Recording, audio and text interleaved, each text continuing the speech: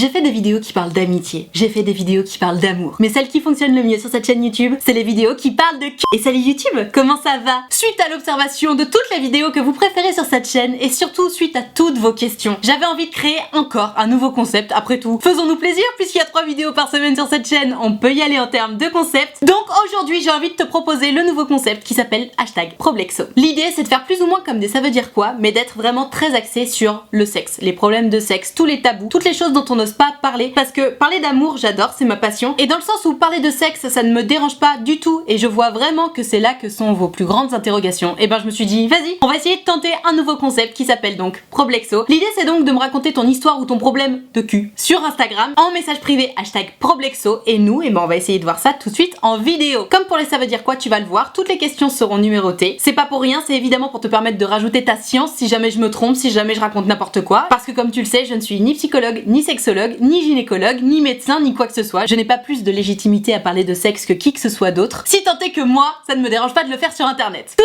ceci étant dit, c'est parti. On commence avec une très bonne question parce qu'elle concerne autant les hommes que les femmes. C'est Anso qui me raconte: Hello Nad, j'ai une malédiction. Tous les gars avec qui je couche pour la première fois débandent. Entre parenthèses, c'est arrivé 5 fois sur 7. Résultat, certains réussissent à bander par la suite et les autres, je n'ai même pas couché avec eux du coup. Pourtant tout se passe très bien avant l'étape du préservatif. Je commence à me faire des films. Bisous Nad.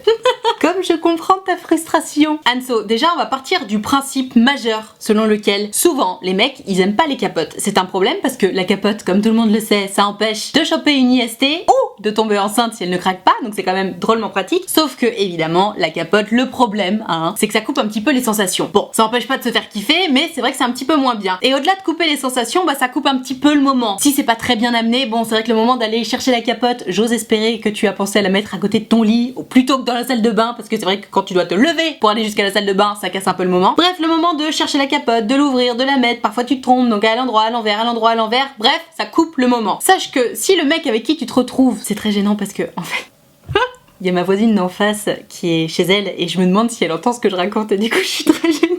Pourtant, bref. Anso, si le mec en face duquel tu te trouves a tendance à débander au moment où il met la capote, je pense pas que le problème vienne de toi parce que ça arrive à beaucoup de mecs. Encore une fois, ça casse le moment et puis le mec, en fait, dans la tête, à ce moment-là, il a une seule idée, c'est surtout ne débande pas. Surtout ne débande pas pour pas passer pour un loser ou je sais pas quelles idées débiles se mettent les mecs dans la tête parce que qu'est-ce qu'on s'en fout. Enfin, c'est vraiment pas la mer à boire de débander les gars. Si tu débandes, et ben ta meuf, elle s'occupe un peu plus de toi, toi t'essaies de te remettre un peu dans le truc et puis tout va bien en fait. C'est pas du tout grave, c'est pas un manque de performance ou une basse performance que de débander. Ça arrive, c'est juste que tu sors du truc et chez un mec ça se voit un peu plus vite et un peu plus si tu sors du truc que chez une meuf, mais c'est pas grave les gars, il suffit juste de se replonger dans le truc et tout va bien. Donc Anso, si ton mec a tendance à débander au moment où il doit mettre la capote, je pense pas que ce soit à cause de toi. Maintenant, tu me dis que c'est arrivé quand même 5 fois sur 7, tu te remets en question, admettons, c'est possible que le problème vienne de toi. Un mec a tendance à avoir ce petit problème là, entre guillemets, au moment de passer à l'acte la première fois ou les premières fois, quand il est en fait un peu impressionné par la personne qu'il a en face. Alors je sais ce que tu vas me dire toi là dans les commentaires, ah non mais t'inquiète pas, ils t'ont dit ça, mais en fait la vérité c'est qu'ils sont pas attirés. Non, franchement, remettons les choses dans leur contexte. Si un mec se retrouve en face de toi et qu'il est prêt à coucher avec toi, ça veut dire que tu lui plais, ça veut dire qu'il a envie de faire l'amour avec toi. S'il a pas envie de faire l'amour avec toi, il va pas se faire chier à se retrouver jusque là. Et surtout, sois bien sûr qu'un mec ça le fait pas marrer de débander devant une meuf. Donc il va pas prendre l'excuse de ah bah désolé, j'ai débandé, je suis plus à fond, pour te cacher qu'il a pas envie de coucher avec toi. Il préfère te dire qu'il a pas envie de coucher avec toi plutôt que de t'avouer qu'il a débandé. Donc à partir de là déjà, te remets pas en question sur le fait que tu sois attirante ou non. Si le mec est avec toi là et qu'il a envie de coucher avec toi, c'est qu'il a vraiment envie de coucher avec toi. En revanche, il y a vraiment un problème dans la tête des mecs à ce moment-là, c'est la performance. C'est un réel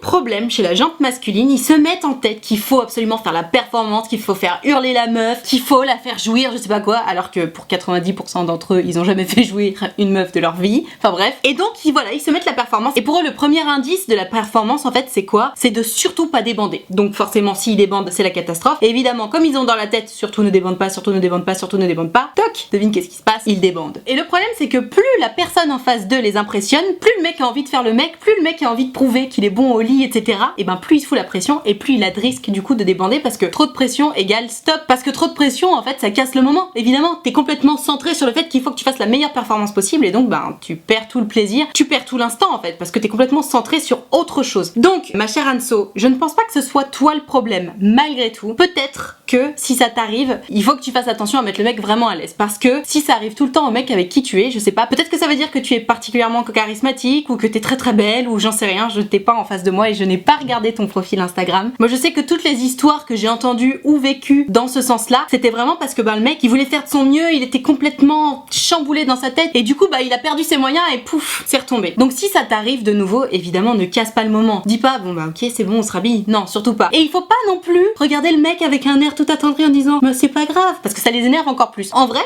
il faut faire du non-événement. C'est-à-dire que c'est ni grave ni pas grave. C'est on s'en fout. C'est comme s'il s'était arrêté pour boire de l'eau en fait. On le mentionne même pas. Ça arrive, c'est comme ça. Et donc si ça arrive de nouveau, n'hésite pas à en faire un petit peu plus dans le sens où tu vas un peu plus vers lui, t'essaies de le réchauffer, t'essaies de le remettre dans le mood en fait. Tu essaies tout simplement de lui faire oublier que la honte ultime pour un mec vient d'arriver pour lui, c'est-à-dire qu'il a débandé. On s'en fout. Franchement, on s'en fout, c'est vraiment pas grave. Et si lui commence à dire non, mais attends, mais nanana, montre-lui que tu t'en fous, genre. Ouais, fais du non-événement. J'ai pas d'autre mot que ça, faire du non-événement. C'est-à-dire que si tu sens qu'ils se sont coupables et tout, toi continue à faire comme si de rien n'était, et tu le chauffes. Ou alors tu fais juste une petite blague, tu sais, du style, tu crois que je vais m'arrêter pour ça?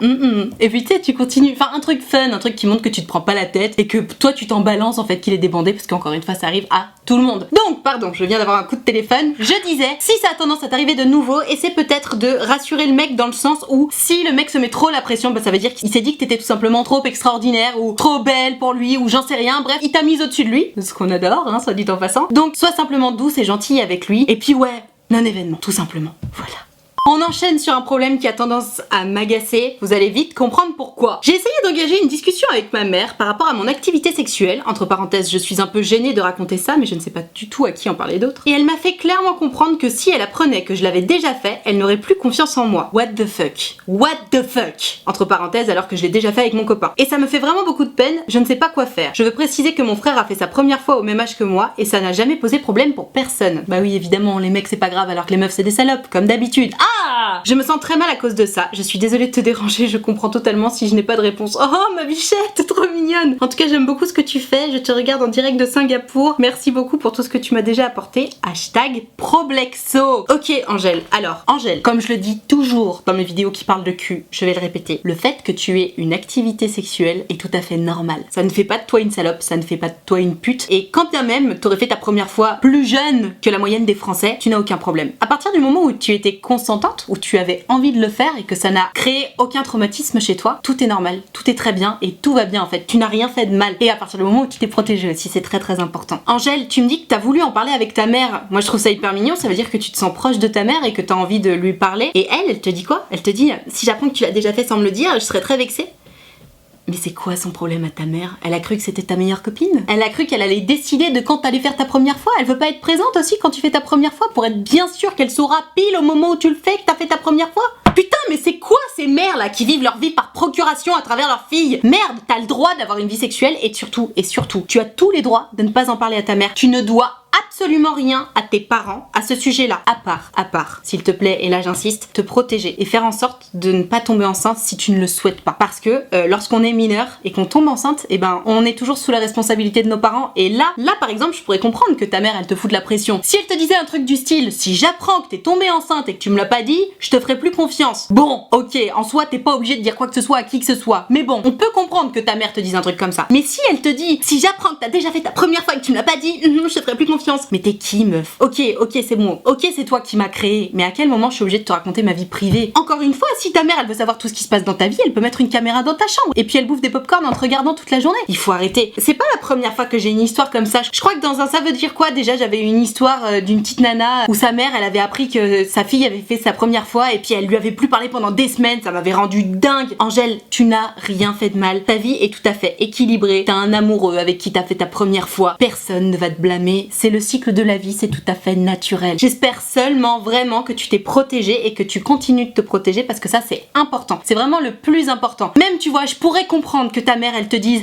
si t'as fait ta première fois sans te protéger, je te ferai plus confiance. Bon, ce serait pas vraiment très malin de te dire un truc comme ça, mais à la limite je pourrais comprendre son point. Ça voudrait dire qu'elle te met vraiment la pression sur le fait que tu te protèges pour ne pas que tu tombes enceinte si tu ne le veux pas et pour ne pas que tu chopes de maladies sexuellement transmissibles si tu ne le veux pas. Personne ne veut choper de maladies sexuellement transmissibles en principe. Donc, Angèle, coupe-toi de ta mère. Tu voulais parler de ta vie sexuelle à quelqu'un, et ben juste n'en parle pas à ta mère. Qu'est-ce qu'elle va faire ta mère? Elle va te culpabiliser, elle va te dire j'ai plus confiance en toi, alors que tu lui fais l'honneur de lui raconter ta vie privée, tu lui fais l'honneur de la choisir pour parler de ta vie sexuelle. Putain, mais elle a juste rien compris ta mère en fait, elle est complètement à côté de la plaque. Alors vraiment, parle-en avec ton mec de ta vie sexuelle, parle-en avec un médecin de ta vie sexuelle si t'as des vraies questions à poser. Tu peux aussi faire un peu tes petites recherches sur internet bien entendu, même s'il faut faire attention à ce qu'on trouve sur internet parce qu'on trouve toujours tout et son contraire, mais juste oublie le critère maman sur cette question-là. Ta mère, je pense, elle a un problème avec la vie sexuelle de sa fille, puisque tu dis toi-même que ton frère a fait sa première fois à ton âge, ça a posé de problème à personne, et puis alors toi ça y est, c'est grave, plus personne te fait confiance. Tu sais quoi, c'est malheureux, mais ça veut simplement dire que pour l'instant tes parents ils ont pas encore intégré l'égalité homme-femme. C'est malheureux, c'est chiant, c'est relou. Malheureusement tes parents sont des humains, et en qualité d'humains évidemment ils sont imparfaits, et ben on leur pardonnera ça, et puis ben toi t'as juste à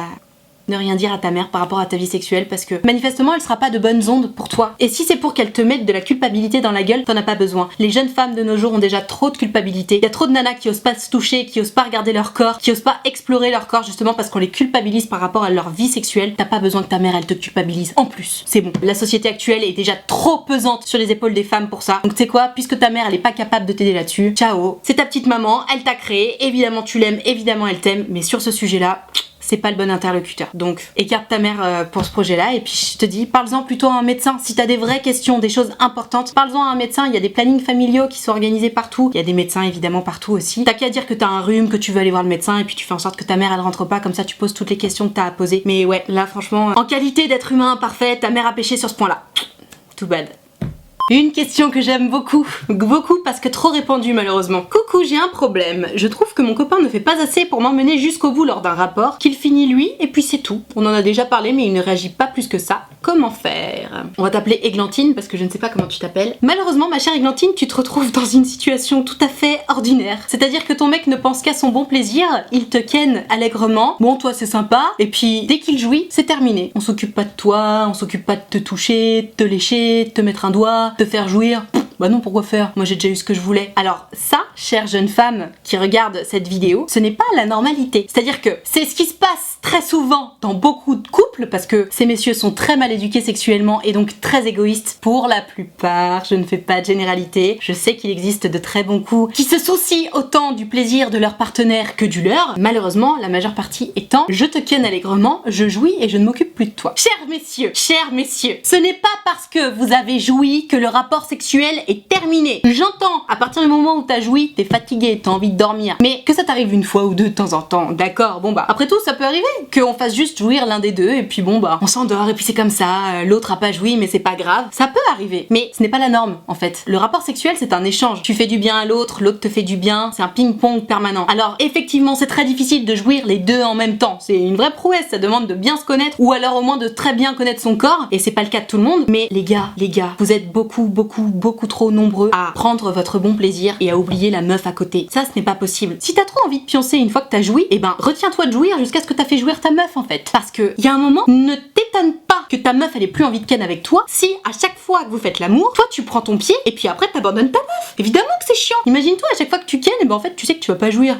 Bon bah t'as pas la carotte quoi, t'as plus envie et tu perds ta libido, c'est normal. Donc Églantine, tu me dis que t'en as parlé avec ton mec et que t'as pas l'impression qu'il fasse plus d'efforts que ça. Et ben tu sais quoi, la prochaine fois que vous couchez ensemble, tu l'emmènes presque jusqu'à ras bord de jouir et puis tu t'arrêtes.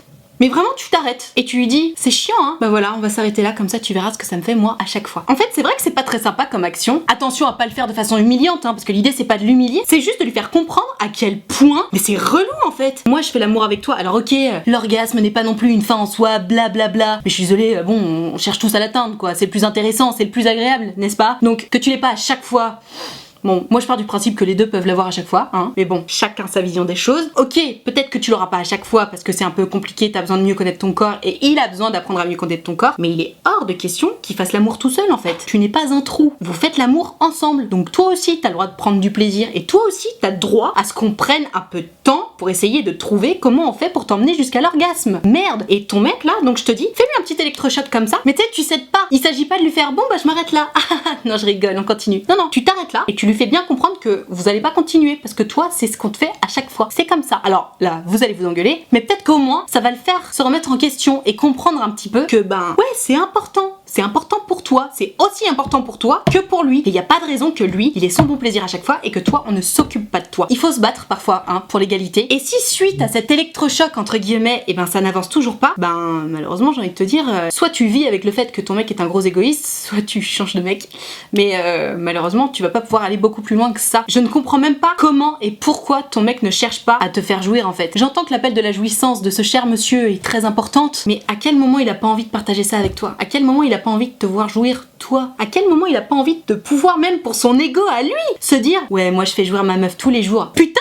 Enfin je sais pas, toi tu peux le dire, ouais moi je fais jouir mon cœur, je suis un bon coup. Pourquoi lui il a pas envie de faire la même chose? Enfin je sais pas, vraiment je parle de fierté, c'est une façon de parler évidemment, il y a aucune fierté à avoir, c'est juste un échange, c'est de l'amour, etc. Mais bon, enfin je sais pas, moi je suis désolée pour toi Églantine parce que je trouve que ton mec il est juste très très égoïste quoi, d'autant que vous en avez parlé. Donc je te dis électrochoc, et puis une fois que t'auras fait cet électrochoc, ben tu vois son comportement. Si monsieur fait la gueule et continue de pas s'occuper de toi, ben encore une fois, à toi de voir. Soit tu restes avec lui, soit tu changes. Et puis s'il change de comportement, et ben peut-être que vous pourrez chercher ensemble comment te faire jouir toi. Et encore une fois, j'insiste sur le point, si tu veux réussir à atteindre l'orgasme, il faut apprendre à se toucher soi-même. Voilà.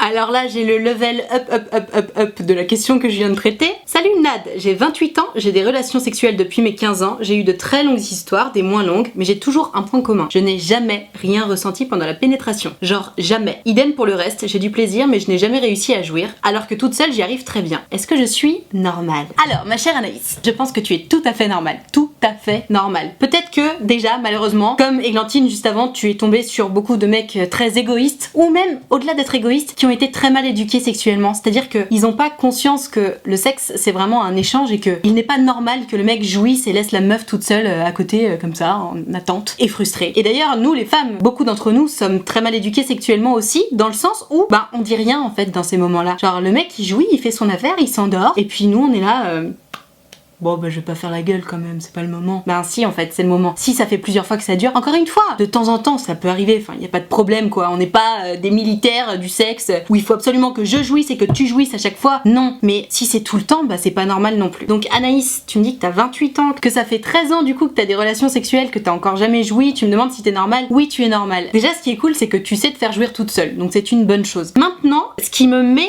la puce à l'oreille, c'est que tu dis je n'ai jamais rien ressenti pendant la pénétration, genre rien. Peut-être que ton périnée n'est pas du tout musclé. Souvent les femmes qui viennent d'accoucher, on leur dit de remuscler leur périnée parce qu'en fait le périnée c'est le muscle tout autour du vagin et c'est le muscle qui va t'aider en fait lors d'un orgasme. Alors je sais pas très bien comment c'est foutu, encore une fois je ne suis ni médecin ni gynécologue donc pardonnez mes lacunes, mais en fait pour muscler ton périnée tu peux chercher sur internet, il y a plein d'exercices, mais ton périnée est très important pour réussir à avoir un orgasme. Et toi si tu me dis que même à la pénétration tu ressens rien, ça doit vouloir dire qu'en fait ton périnée tu t'en sers jamais, qu'il est pas du tout musclé et que du coup bah il t'aide pas vraiment. Et peut-être que si tu apprends à le muscler un peu plus, et ben tu pourras réussir à sentir beaucoup plus de choses. Maintenant, il faut que tu t'aides toi-même. C'est-à-dire que, ok, bon bah tu te touches, tu sais très bien te faire jouir toute seule, c'est une très bonne chose, super. Comme tu le sais, il y a aussi deux types de femmes, il y a les femmes qui sont clitoridiennes et les femmes qui sont vaginales, c'est deux façons d'avoir un orgasme chez une femme. Nous on a cette chance-là. Peut-être que t'es complètement clitoridienne. Il n'empêche que même si t'es complètement clitoridienne, c'est pas tout à fait normal que tu ressentes rien à la pénétration. Donc je te dis, essaie de te muscler le périnée. Je pense que c'est vraiment la meilleure façon de t'aider toi-même. Et surtout,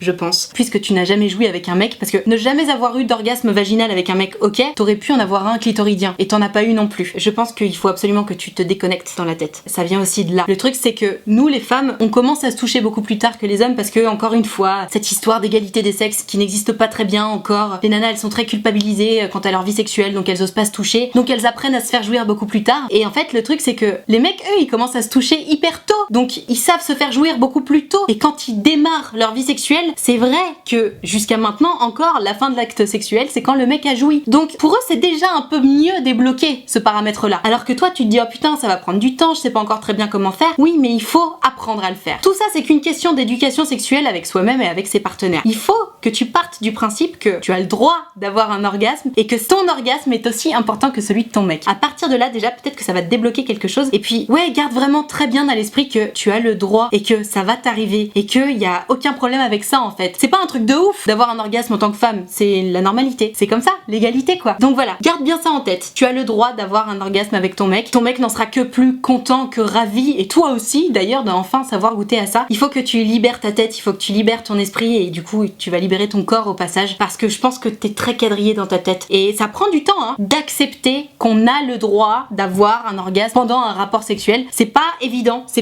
et malheureusement beaucoup de femmes ont ce problème là. Mais je te dis, jour après jour, quand tu coucheras avec ton mec ou avec d'autres mecs, et ben te dire ouais j'ai le droit, allez ça va venir. Et peut-être que ça viendra pas la première, ni la deuxième, ni la troisième, ni la 10e fois, mais un jour ça viendra. Et encore une fois, je précise, étant donné que manifestement tu es clitoridienne, peut-être que t'auras pas tout de suite un orgasme via pénétration, parce que bon, si t'es pas vaginal c'est compliqué, mais peut-être que ton mec il peut s'amuser à te lécher un petit coup, ou à te toucher, ou à te caresser pour te faire jouir. Je pense que t'auras déjà plus de chances de commencer à y arriver avec un mec de cette façon-là, plutôt que de commencer par la pénétration alors que tu ressens rien du tout. Donc concentre-toi dans un premier temps sur ton orgasme clitoridien, apprends à muscler ton périnée, libère ta tête et ton esprit, dis-toi que tu as le droit à l'orgasme, et si tu réussis à travailler sur ces 3 points-là, je suis assez convaincue que tu devrais finir par enfin l'atteindre, ce 7e ciel. Alors c'est ouf parce que là, on a le problème tout à fait inverse.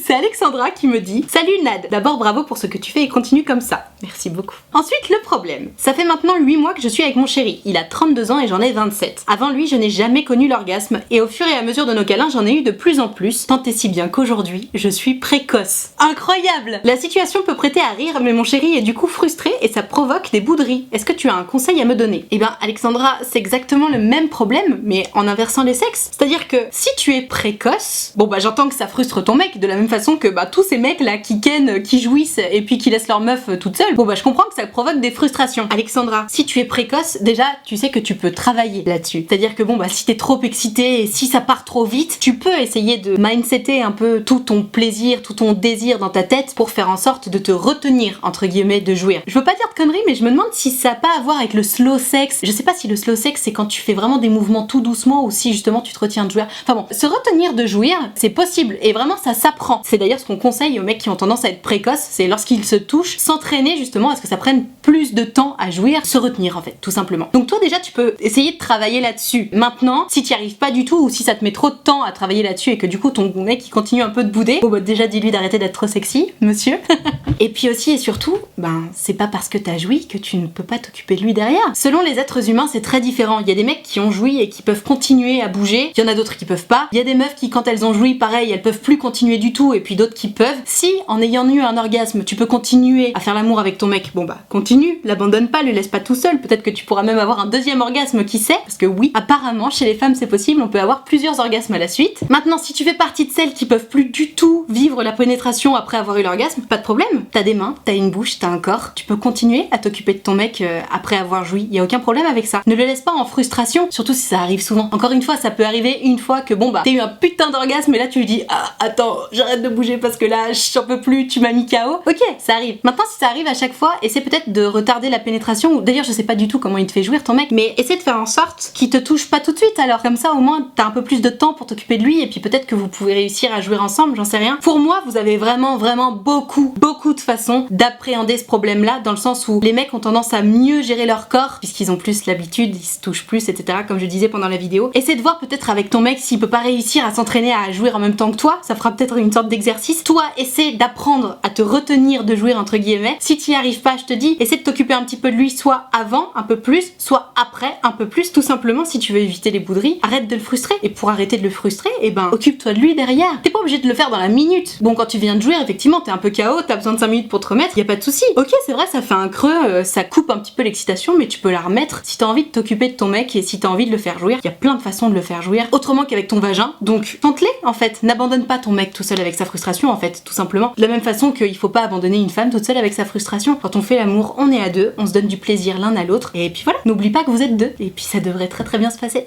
Voilà, je vais m'arrêter là pour ce premier épisode de Problexo. Ben, j'espère que ça t'a plu, j'espère que ça t'a appris des choses, j'espère que ça t'a aidé à y voir un tout petit peu plus clair dans ta situation, surtout pour celles et ceux qui me disent j'ose pas en parler, je sais pas à qui en parler, etc. Ben, venez, on fait de ce nouveau concept un endroit où on peut parler de nos problèmes de cul, où on peut poser nos questions sur le sexe, toutes celles qu'on n'ose pas poser. Je pense que c'est important. Et si cette vidéo te plaît, ben, parle-en autour de toi, n'hésite pas à partager la vidéo à tes potes, en message privé évidemment, t'es pas obligé de le mettre sur leur mur Facebook. Et puis surtout, n'hésite pas à me mettre un pouce bleu, fais-le pour de vrai. Si ça t'a plu, tu tu cliques sur le pouce bleu et puis tu peux mettre un commentaire gentil. Tu peux également t'abonner à cette chaîne YouTube. Fais-le vraiment, tu cliques sur s'abonner et surtout tu cliques sur la cloche, comme ça tu louperas aucune de mes vidéos et ça c'est très important. Si tu veux pouvoir me poser tes questions pour les prochains Problexo ou même pour les prochaines vidéos, c'est sur Instagram que ça se passe. Donc tu n'as qu'à venir me suivre. Tu verras, je fais toujours une story où je dis quelle vidéo je suis en train de préparer. Donc si c'est un ça veut dire quoi ou un Problexo, je t'invite à me raconter ton histoire en message privé, #demandanade ou #Problexo. Et puis pour les autres vidéos, je mets une boîte à questions et tu n'as qu'à me poser ta question dans la boîte à questions. Donc je t'attends dès à présent sur Instagram. Je profite de la fin de cette vidéo pour te rappeler que l'option de souscription payante à ma chaîne YouTube est activée. Ce sont les abonnés de Diamant. J'ai créé un groupe Facebook où je regroupe tous les abonnés de Diamant dans lequel on discute, on se fait des lives Facebook exclusifs juste avec les abonnés de Diamant. Et puis aussi et surtout lorsque tu rejoins cette team, tu peux me raconter ton histoire de cœur en one-to-one. Ça fait partie des avantages des abonnés de Diamant. Donc si ça t'intéresse de venir les rejoindre, c'est 5 € par mois. Tu es le ou la bienvenue. Ils sont tous adorables. Merci infiniment d'avoir suivi cette vidéo en entier. Encore une fois, j'espère que ce nouveau concept te plaît. Si c'est le cas, dis-le moi dans les commentaires. Et moi, en attendant la prochaine vidéo, je te fais des très gros bisous.